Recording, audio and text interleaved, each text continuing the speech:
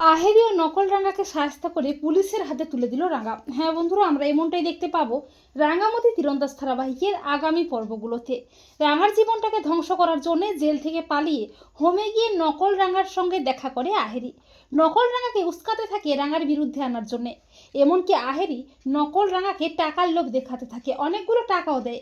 আর নকল রাঙাও টাকার লোভে পড়ে আহেরির প্ল্যান মতো রাঙার মতো সেজে বসু বাড়িতে যেতে রাজি হয়ে যায়।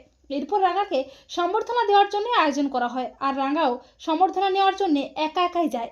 আর সেই সুযোগে আহেরির প্ল্যান মতো আহেরির ভাড়া করা গুন্ডাগুলো রাঙাকে কিডন্যাপ করে আহেরির ডেরায় নিয়ে যায়। অপরদিকে রাঙা বাড়ি ফিরে না আসায় বাড়ির সবাই চিন্তায় অস্থির হয়ে ওঠে। প্রমিতা সত্যজিৎকে ফোন করে সবটা জানায়। অপরদিকে আহেরি ও নকল রাঙাকে দেখে চমকে ওঠে রাঙা। রাঙা বলে, আহেরি দিদি তুই? আহেরি বলে, তুমি আমার অনেক ক্ষতি করেছো রাঙা, এবারে প্রতিশোধ নেওয়ার সময় এসে গেছে। তোমার মতো দেখতে ওই মেয়েটি তোমার মতো সেজে বসু বাড়িতে যাবে, আর তোমার ব্যবস্থা আমি করছি। এই বলে রাঙাকে একটা ওষুধ মেশানো জল খেতে দেয় আহেরি। এরপর রাঙা কায়দা করে আহেরি ও নকল রাঙাকে আচ্ছা করে তীর দিয়ে শায়েস্তা করে। এরপর সত্যজিৎ ও তার পুলিশ টিম এসে আহেরিকে আবারও অ্যারেস্ট করে। রাঙা নকল রাঙাকে বলে, ছি, তুই এভাবে আমার সাথে বিশ্বাসঘাতকতাটা করতে পারলি? ছি, তোকে আমি জঙ্গল থেকে এনে হোম টুতে রেখেছিলাম, আর তুই কিনা টাকার লোভে পড়ে আয়ের দিদির কথায় আমার ক্ষতিরও করতে গিয়েছিলি।